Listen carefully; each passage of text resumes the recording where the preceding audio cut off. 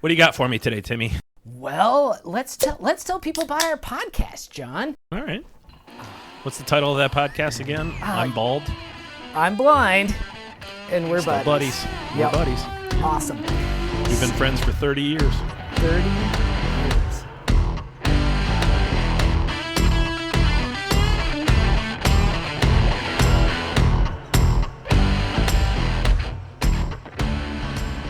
All right, Timmy. What you got for me today, Timmy C?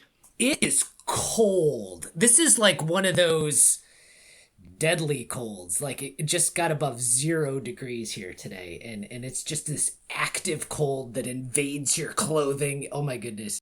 Is this is the wind kicked up there too? Because that's what really makes it unbearable is the wind. Yeah, wind chills are in the minus 20s.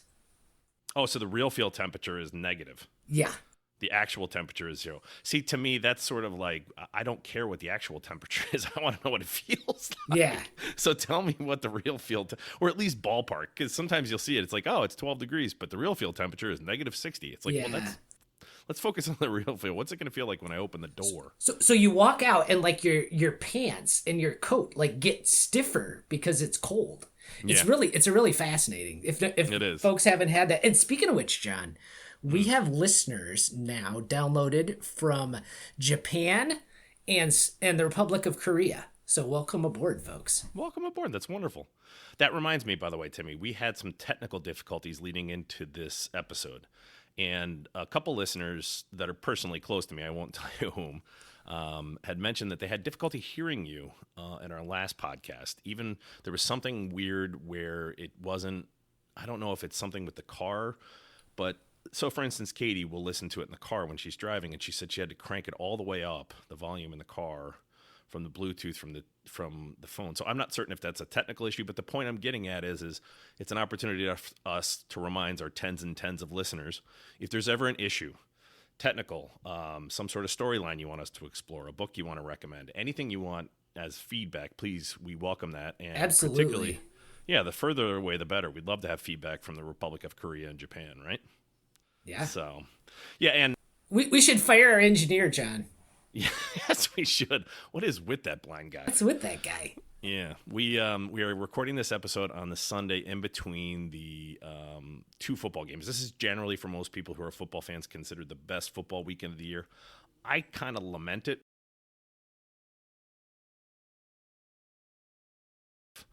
You know, the run between basically now and March Madness, I get kind of depressed.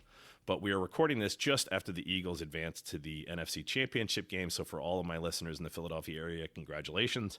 And of course, Saquon Barkley, formerly of the New York Giants, ran roughshod over the Rams to the tune of something like 200 yards and 2 TDs. Yeah, and of course, my buddy sends me a text and says, remind me again why the Giants let Saquon go to a divisional rival.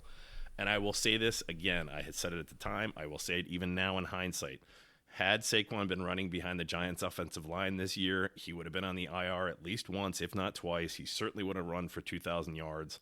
So, I mean, good on him. I think it's great. Do I wish that he had done it for a team other than the one where I reside? Yes. But that being said, part of being an adult is being able to enjoy the success of others. So good on you, Saquon. Yeah, good on you. Yeah.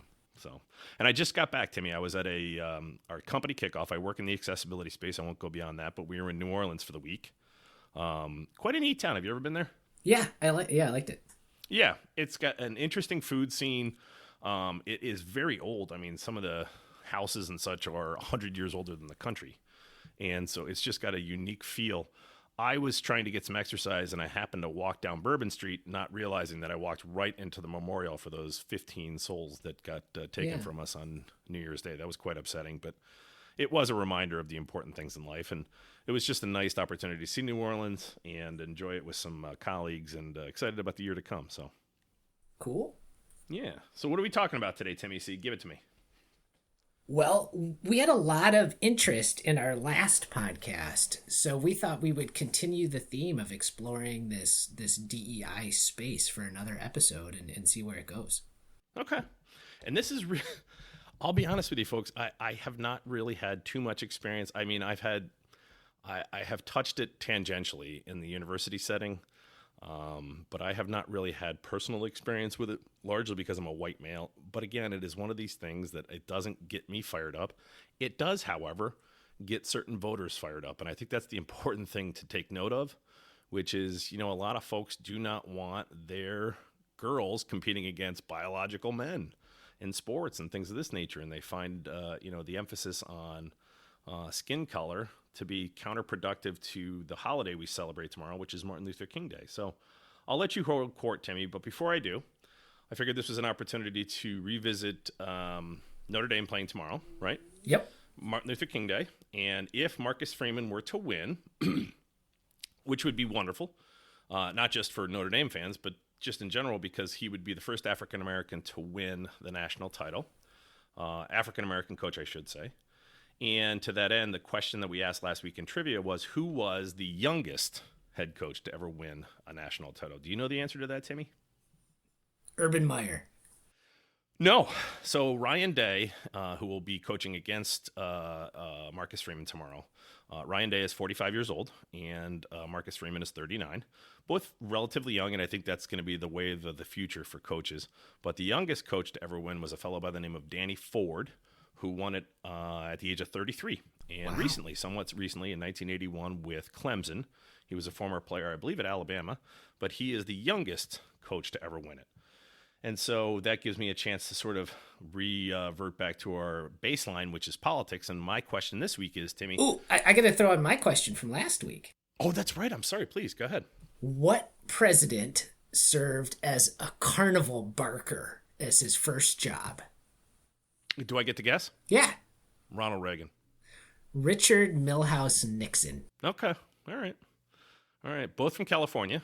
Richard Nixon from Whittier. And where was Reagan? No, Reagan was from Illinois. He's from Illinois. He was the governor of California. I beg your pardon. Yeah, because he became an actor. My trivia question this week is, we just had the first female vice president.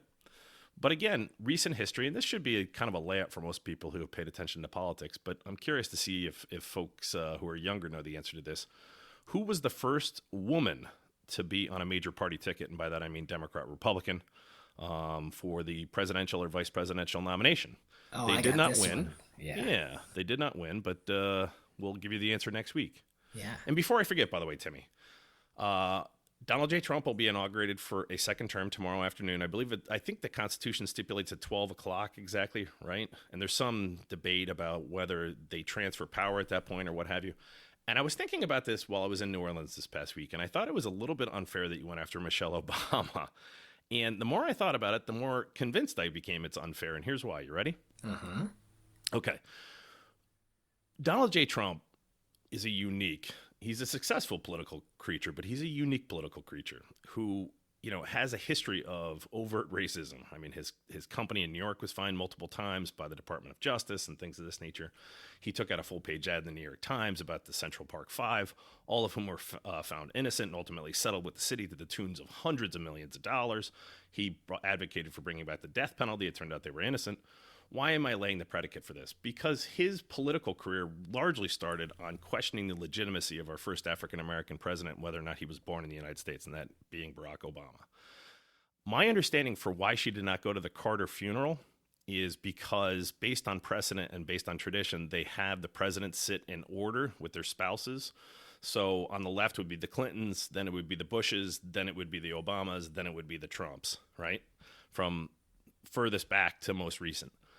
Based on that, I believe Michelle Obama was going to be seated next to Donald J. Trump. Now, he is the president of the United States, but there's a personal element to this, which is he, to Michelle Obama's argument, has basically put her family in danger. Do you disagree with that? And secondarily, I'm not saying I excuse the behavior, but that's apparently why she didn't come to the Carter funeral, and she's not going to the inauguration. But I'll also remind you, and again, I hate whataboutism. I do. You know I do.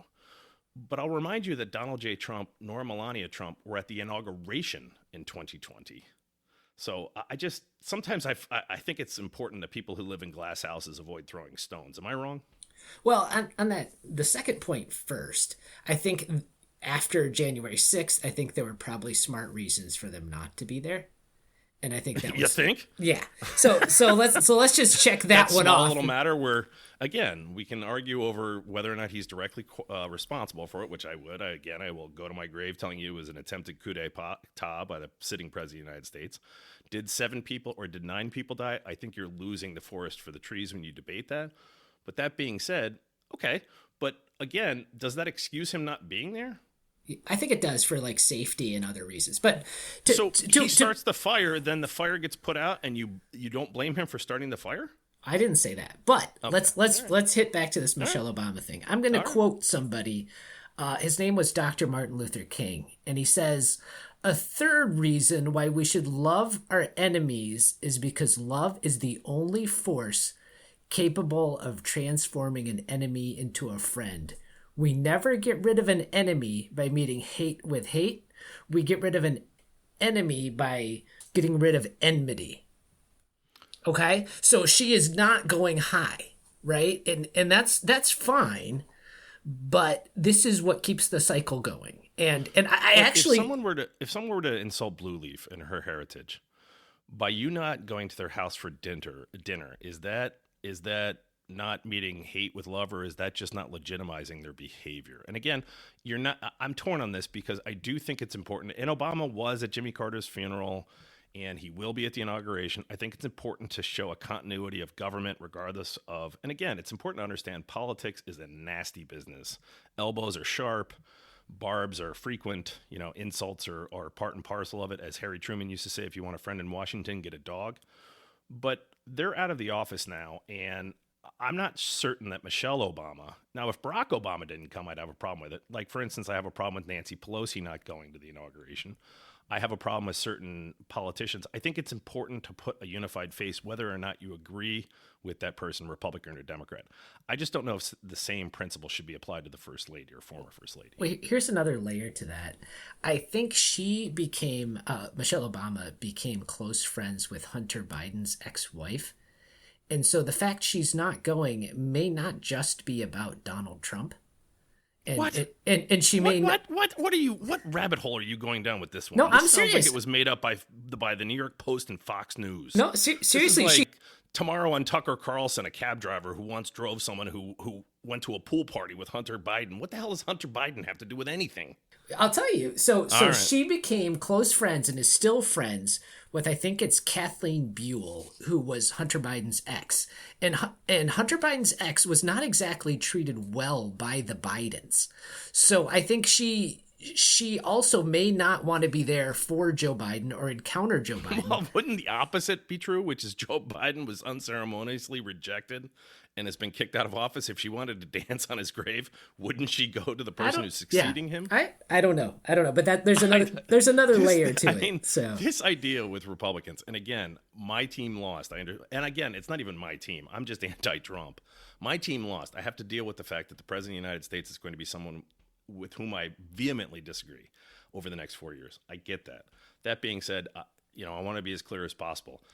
Do I wish that there was a unified face at these kinds of things? Yes, I do. But for the love of God, the reason she's not going to the inauguration is not because of Hunter Biden. I can almost guarantee that. So I'm glad you can, because I can't, John. Okay. We'll talk about TikTok, I think, next week, right? Sure. The TikTok ban is actually in real time going on as we speak. They shut down late last night, Saturday, the 18th, around 10:30 Eastern time. My son and my daughter notified me of it because I had told them to keep an eye on it. Trump has promised day one to issue an executive order, which, again, I think is part and parcel of the problem with our government, which is the legislative branch did something which is called legislating, banned this platform. The Supreme Court upheld it, and the President of the United States, and this is not just me saying this because it's Trump, I wish that the backbone of Congress, that Article 1 branch of government was rediscovered. That's all.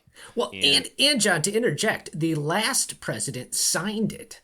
So all 3 branches of government have been behind this ban. Right. Yeah. So, but again, I didn't vote for Trump. You did. You get to, enjoy. I did not, John. I'm going to enjoy the train wreck. I did not vote for Donald J. Trump in this election. You did not. I beg your pardon. I apologize. You did not. You told me you did not vote for either. I do remember that. So, okay. But we'll talk about TikTok, but it's actually happening in real time. It's fascinating to watch. It is. And it could very well be back online within 24, 36, 48 hours, right? So, yeah. But let's hold court, Timmy, because we did have a positive reaction. What were the numbers? This was like our most downloaded, or the number of people who downloaded this episode about D.E.I. was the quickest ever, something along those lines. Yeah, it's our quickest rise, I think, in recent history, at least. Mr.'s Irrelevant on the vice presidential debate is still doing quite well, but this one is heading up there quickly. So, why do you have a theory on that? No. Do you think it's just because it's a controversial topic that people want to hear discussion about, or I think so. I think the time is right to talk about this stuff, and I think maybe people think with Trump in office we actually can. So okay, yeah. Well, you hold court. I'm going to let that sly little remark go on unchallenged, but but you hold court because again, I respect the hell out of you, because I do. For those who are listening, all tens and tens of you, Timmy is truly the essence of the Martin Luther King ideal, that I want to be judged by the content of my character and not the color of my skin. And superficialities like this drive you nuts. They do. I think it's partially accelerated by the fact that you yourself have a disability. I get that. It's never been difficult to be a white male, aside from the fact that I'm bald. But that being said, what has been in your experience? Do you want to highlight some certain things? Do you want to talk about your experience? And I'll just go on mute for a minute. Sure.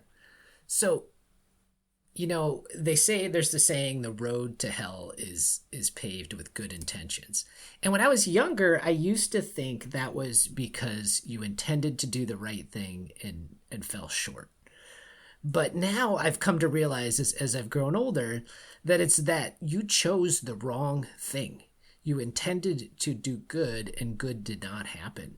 I mean, take communism. How many millions of people have died because of communism and still suffer under its rule because somebody thought that was a good idea, because of good intentions, right? And that's the same thing, I think, going on here with DEI. And John, you asked me last time why this bothers me so much. And the thing I'm going to talk about today bothers me mainly because of my role as a psychiatrist and a person with disability. So it sounds like a small thing, but it's not. It's microaggressions. No, this you won't hear much argument from me. People, that's an old childhood adage that sticks and stones may break my bones, but words can never hurt me. Yeah. I think it's important to remember that, as vile as language may be, it's not violence. It's not warfare. Yes. But go ahead. So my point being is if you're going to focus on that, that's fine. But again, how does that apply to DE&I? Because it's one of the tools of the trade, and because it leads to thinking, which makes us all worse off. So I'm gonna build a case. I'm gonna object, though, on its face to you incorporating microaggressions into DE&I, because my understanding of DE&I is disability, equity, and inclusion. Those are wonderful sounding terms, and you may very well be right. The road to hell is paved with good intentions. And this may be one of those instances of the law of unintended consequences. Be careful what you wish for. But again, I think it's important that companies, and again, philosophically, I think that, you should be cognizant of certain things. It doesn't mean that should be the deal breaker, or that you should focus on it, or quotas or things of this nature. But again, I'm not sure DE&I and microaggressions are the same thing, but I understand the premise of what you're talking about. I think microaggressions are tools of the trade for implementing DEI initiatives. Because a microaggression says you're not included, right? No, I just think this is people being overly sensitive about everything. Yes. I don't think this has to do with DE&I. And DE&I can go away tomorrow, and I'm still going to object to microaggressions. But go ahead. Okay, so let's just inform our readers what a microaggression is, right? So there's something that somebody says that makes a person, usually of a protected class, feel uncomfortable.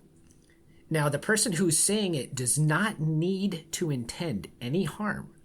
So in legal terms, there's no guilty mind. There's, no mens rea, right? No mens rea, yeah. Mens rea, yeah. And often evil intent, basically. Yeah, there's no evil intent. And often the victim is the jury, the prosecutor, and the judge. So let's just give an example. Explain that to me. What do you mean? So a microaggression is inherently subjective because it's based on the person's feelings, right? But yet we treat it like it was an objective fact. So therefore, they've said something happens. They're the jury, right? And they're the prosecutor because they're saying you did this to me. Well, but couldn't the same principle apply to the Ku Klux Klan? Meaning, I had always thought that the basic premise of an open society was to encourage speech, good, bad, and otherwise, and to determine what speech is acceptable. Just because that person has the power of the jury doesn't mean you necessarily have to engage in that behavior. And so what I'm getting at is, for instance, I will never stop calling them manholes. I don't care if people are offended by the fact that it's called a manhole. That's just what it's been called. If you want to call it a person hole, those things on the road, you know what I'm talking about, right, Timmy? Yeah. I don't find that to be intentionally offensive. John, Blue Leaf, just today, she referred to a Sony Walkman. And I'm like, Blue Leaf, it's a mobile person. It's a mobile person, Blue Leaf. You gotta have some sense here. You might be the opposite of someone you might be at the other end of the extreme, which is you notice this stuff and like to enjoy sort of pointing it out. Well, maybe. Wouldn't that not maybe. just be it? Yeah, right. Maybe. But continue on your theme, which is microaggressions. So they get to be judge, jury, and executioner. I get it, but it doesn't necessarily mean that I, as a citizen, have to necessarily give it any weight, do I? I think if you are in a workplace such as the University of Wisconsin-Madison, you might. Now we're going full circle. Explain to me your experience with DE&I and microaggressions. Well, I don't want to go into too much detail. Well, give me large thematic overview. How about that? Let's just say that this ideology runs the show without any breaks or checks. You're telling me at one of the largest public universities in the country, they're run by DE&I and focus on microaggressions? Yes. For real? For real, John. For real. All right. If that's your experience, I'm sorry that happened to you. That's terrible. I agree with you. You won't hear me disagree with that. Well, here's just a couple examples of, I found this, I think, in Reader's Digest. Common microaggressions. You ready for this? Your English is quite good. All lives matter. Anyone can succeed if they work hard. Right? Are you supposed to say, you know what? Some people are just screwed. like what's wrong with believing people can work hard and get ahead? So, all right. So is your contention that microaggressions is an offspring of the DE&I focus? Is that basically what I'm hearing? Or that's part and parcel of the same package? Yes. I think it's a tool of enactment of the critical race theory DEI-based structure. Well, couldn't we reduce this in reverse and just say, essentially, that we as a society have become so affluent that we are now focusing on problems that other societies just don't even concern themselves with? Meaning, I think it's a testament to the success of our country that companies have the ability to determine whether or not they want to engage in this behavior. Just don't shop there, don't go there, that kind of thing. It's that old adage that I've always said, when a country music station says they're not going to play rap, that's not censorship. That's just a legitimate business decision. Again, I'll go back to my point last week, is not DE&I just almost reflective of where you're at in the country? And the fact that you're in Madison, Wisconsin may have more to do with it than sort of, stock and trade and belief in this idea? It might. All right. Any other examples? No, those are examples, but I just want to lay out the case here as a psychiatrist, okay? All right. Yeah. So in cognitive behavioral therapy, which is one of the most powerful forms of psychotherapy, right? Do you want to explain that or no? What's that? Do you want to explain that? Because I'm not familiar with cognitive behavioral therapy. It's basically we teach people that their thoughts and their behaviors can influence their feelings. So you can change how you feel by what you think and what you do. But that's true, right? I mean, that's true. Probably an accepted premise. I mean, if you want to be in a bad mood, it's real easy to be. But it's hard to be in a good mood and wake up and enjoy it. Yeah. Well, okay, so go ahead. Okay, and so we say things like your feelings aren't facts, right?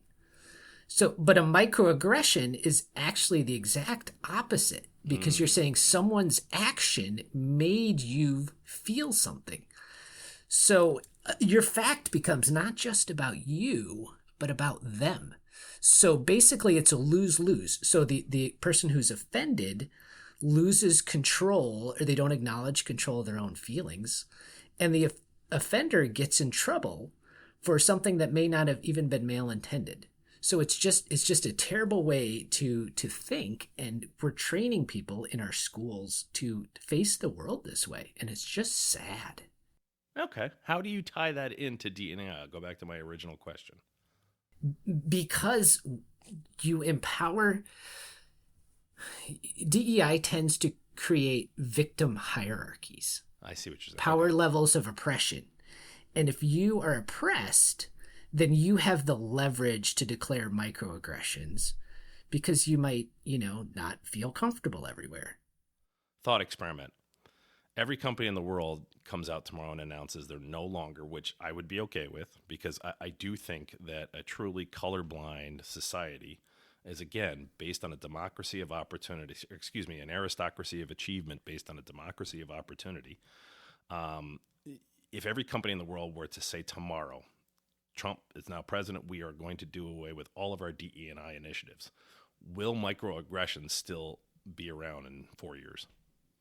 I don't think, if there's nobody to enforce it, I don't think they would. I see what you're saying. So this is almost like a judge, jury, and executioner within a company that makes it okay for this behavior to germinate and spread. Is that what I'm hearing? Yeah, it's like in East Germany, I want to say like 1 in 7 people were in the Stasi, or were Stasi informers, right? Yeah. And that kept the system working. And I think this turns everyone into an informer. Okay. Okay. And again, this is an element. There is a very, very strong element of resistance to this in certain political circles. And I'm not saying that they're incorrect or invalid. Again, I'm not certain that this is something that's going to make my blood pressure rise, or alternatively, do I wish that my children were simply judged on being, my children? Sure. But I have 2 girls and 1 boy. I think generally, as a rule, society makes it easier for the boy to succeed than girls, even in light of all the advancements we've made. Not in school. If you look at academic success, John, girls are at the top in the high schools. They're more likely to get a college degree. Fair enough. But you understand the premise outlining, right? Which is, I could care less if any of my children are gay. It's an additional challenge. I could care less if any of my children, like yourself, are blind. Would I hope that upon them? No, because it adds an additional challenge that otherwise doesn't exist.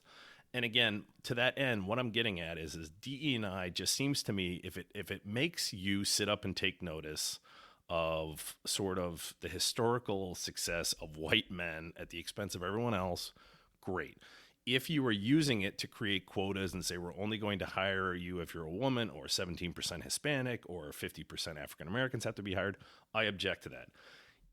It seems to me, and again, I go back to the analogy I used last week, I'm not going to major in this philosophy. I'm not even going to minor in it. I might take a class or 2. I don't even know if I'd call it a concentration. But if, to your point, it's becoming such that it's almost becoming like the Stasi in East Germany, I may very well agree with you. So I just haven't had that experience. It sounds like you have, though. Yeah. No, I certainly have. I took a class, John, called Witnessing Whiteness. What was that for the audience? Please tell all tens and tens of them. What was Witnessing Whiteness? So this was post 2020, and people wanted to be as, appropriately trained and grounded. And so they said, hey, people can take this class. And, I was curious. So I took it, and it went through all kinds of stuff like, white privilege, and how, if you're going to eat at an ethnic restaurant, you should make sure it's, if possible, it's owned by people of that ethnicity, so that it isn't say a white person thriving from Mexican food. And if you're going to go to, a restaurant like that, for example, be aware that you're a white person taking up space there, and they may not want you, and listing what white privilege is. And oh my goodness, John, it was something. So this was identity politics. It's terrible. I don't agree with it. I've never agreed with it. I won't agree with it. I think it's important to recognize the inherent differences that Americans and people writ large come with. I think that's important. I think it's important to understand that African Americans have historically had a hell of a lot more difficult time than I have. Mm-hmm. Same thing with women. I think that's fine. I'm not prepared to feel guilty, though, for eating in a Mexican restaurant. I simply am not. Yeah, or one that's owned by white folks. If the food's but good, I don't ask right? that question. I just want good food. I wouldn't know that. I wouldn't know what half the restaurants in my neighborhood are, who owns them. And again, it's probably owned by Target or Walmart or one of these major conglomerates. Right, They own everything anyway, right? So, I'm sorry that the experience you've had, and again, I do think it's part and parcel of who you are as a person, which I really respect and love, that you are this passionate about this issue. It's just not going to resonate with me that way. It just isn't.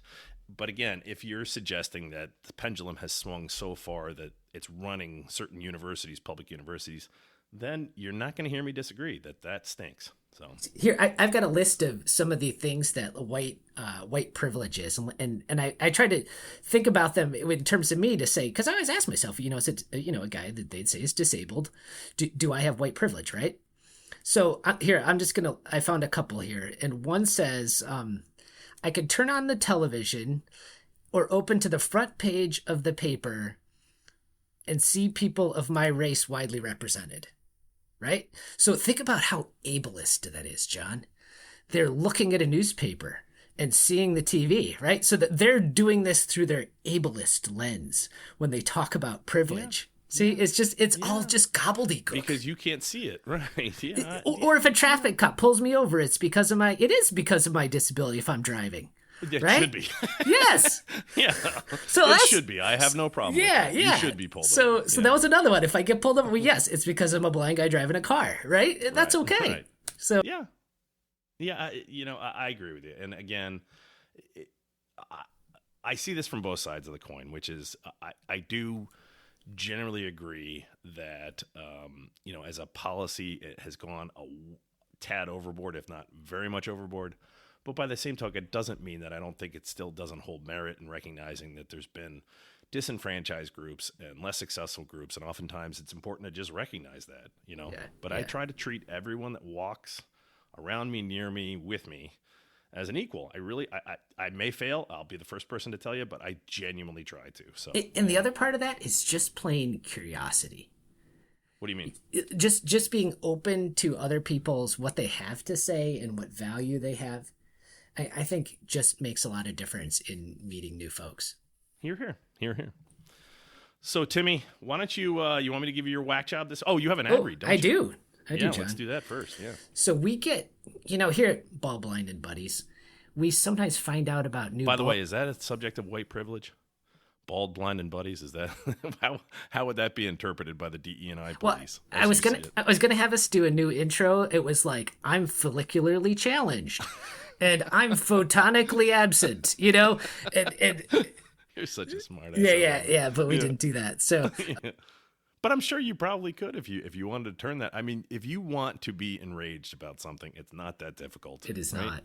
It's not. It's not a very far walk. Yeah. But please continue. I'm sorry. The ad read. Yeah. So, we see new books in the pipeline. They kind of give us a heads up because, we're in the know here at Bald Blind Buddies. So you remember that series of children's books, John, Where's Waldo, where that little guy keeps showing up on every page? You flip through the book, you're like, oh, there's Waldo, right? Yep. It's kind of reassuring. It's kind of fun, but admit it, it's kind of creepy, right? That guy showing up everywhere. Yep. So some people are looking for the exact opposite, where you can look through a picture book and make sure you will not see someone on every page. So just out, the Michelle Obama State Function Picture Book. Pictures of inauguration, state funerals next to Barack, and nowhere will you find Michelle Obama. You can be comforted in the fact that every page you will not see her. And as an added bonus, the World Stage 2020-2024 Joe Biden edition. You will not see Joe Biden in any consequence on the World Stage 2020 to 2024. Coming to your local bookstore soon. Okay, that is comedy. I will laugh. I will definitely enjoy that. And for those of you who are listening, all dozens and dozens, we did not coordinate that. No, we did not. Clearly, we did not. We try to be extemporaneous and have actual human reactions. I think it offers the genuineness of the podcast. We did not coordinate on that. But Joe Biden, I think right now, Americans are sour I get that, but I think history is going to be kind. He in terms of policy, he was substantive. You may not have agreed with it, but he was substantive. So. Oh, I heard a really neat anecdote. You want to hear it, John? I do. So it's kind of busy and congested in the White House. You know, those hallways, some of them can be kind of narrow. Someone bumps into Joe and is like, "Pardon me," and he says, "What for? Let me get my pen." Timmy, I don't want to hear about any of this stuff. Do you want me to go down the road of Ivanka and Jared Kushner securing billion-dollar deals from China and so forth? Come on. Yeah. I'll what's good for the goose is good for the gander. So, but that being said, it doesn't, I hate whataboutism, so I'll laugh at that as well. All right. But let me give you my whack job.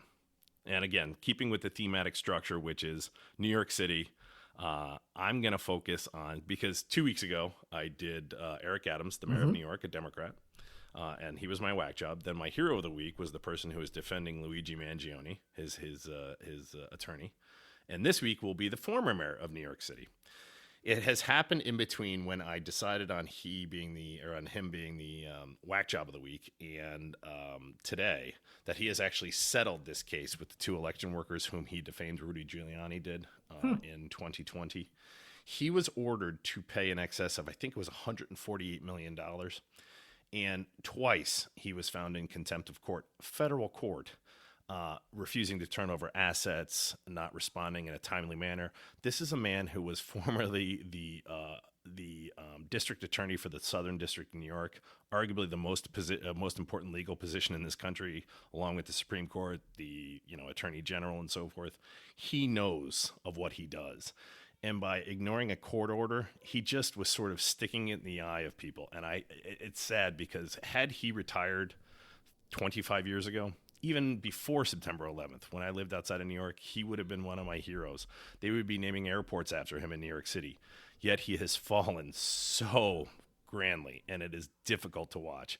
But he has settled out of court finally with these women. It sounds like he gets to keep his property, his assets, most of his assets, and will pay them an undisclosed amount of money. And again, most court interactions end this way in a settlement.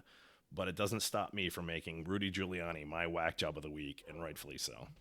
Yeah, isn't it just, I agree with you. Isn't it so amazing how muddled and complicated and complex lives are? Because he was the person that New York needed I think, after September 11th. Like, he was the right man in the right place, but so wrong even in so many other ways. Even before that, he was probably one of the top 2 or 3 mayors ever in American history, much less New York history. The way he cleaned up the streets, the way he got New York back on its footing. I mean, it's important to remember that when David Dinkins left office in 1993, there was something like 24 or 2,600 murders in New York City. By the time Rudy Giuliani left in 2001, 8 years later, that number was below 400, I believe it was. Yeah. So that's not a small matter. Yeah. So the point being is his brilliance was also his downfall. And it's sad for me to watch, because he's a Republican. He was a phenomenal mayor of New York. And it's sad to see what he's become. So. It is sad. Good. Yeah, that's a whack job. So my hero, this is from the history books, actually. They've long passed away. It's been essentially the 200th anniversary of the invention of Braille. So Louis Braille, is that right? Yeah, was this week or this year? I think it was. I was searching up. I think it might have been 2024. It's hard to tell exactly, because nobody's like, oh, let's mark it down. We invented Braille this year. So, right. But Louis Braille was born in France. He went blind by the age of 5. Went to a school for the blind. There's philanthropists involved, and they sort of got him involved in adapting a military code, I think, to pass messages that you could read in the dark. And he simplified it and made the Braille basis of the Braille system, which we still use today. And he had the foresight to know that access to communication and knowledge would be essential for blind folks to have, a chance at being treated more equally. And so I just salute, Louis Braille. So 200 years. That's wonderful, Timmy. And I just found out for the first time, I've been in this space for a number of years, Braille is actually considered a different language. It's not considered a tool set. Yeah. Yeah, I didn't know that. So until recently. And I suppose that's semantics, but the point being is it makes it possible for folks like yourself to be able to communicate effectively. So that's great. Yeah. Hear, hear. Well, listen, Timmy, go Irish. We'll talk. Next time we'll talk, which unfortunately, won't be for a couple of days. We'll talk either as national champions for the first time since 1988, Go Irish, or as someone who lost the game but is preparing for a national championship in 2026. So hopefully it's the former, not the latter, but we shall see. So John Bullen signing off, wishing everyone a wonderful week, and saying, hey, misbehave, drive fast, take chances. And this is Tim saying, if everybody likes what you're doing, you're probably not doing anything worthwhile. Take care out there. And we're going to close by listening to some words of Dr. King. Because hate destroys the hater as well as the hated. Now that is the final reason I think that Jesus says, love your enemies. It is this, that love has within it a redemptive power. And that is a power there that eventually transforms individuals. That's why Jesus says, love your enemies. Because if you hate your enemies, you have no way to redeem and to transform your enemies. But if you love your enemies, you will discover that at the very root of love is the power of redemption.